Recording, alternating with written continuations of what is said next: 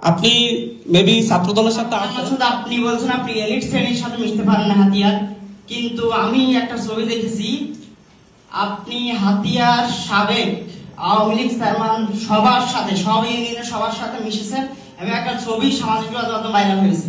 বিভিন্ন নামে বিশেষায়িত করা হয়, কেউ মংলা মাসুদ বলে, কেউ বন্দর মাসুদ বলে।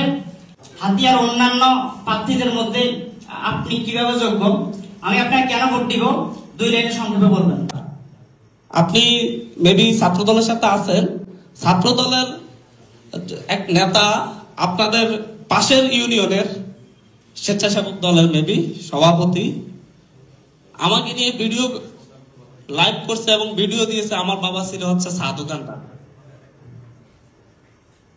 এই কোশ্চেনগুলা কেন আমাকে দিতে হবে, এই উত্তরগুলা ইউ হ্যাভ, আপনি আমাকে কোশ্চেন করতে পারবেন যে হচ্ছে আপনি এই 2 নাম্বার কাজ করেছেন, এটা ভুল করছেন, এটা সঠিক করছেন, সামনে কি করবেন সেটা বলেন।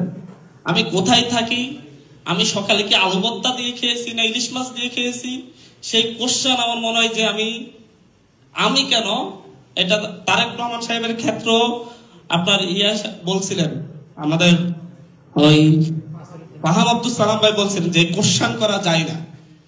ওকে, এটা কোশ্চেন করা যায় না কারণ আমি কোনো পাবলিক, একটু শেষ করি,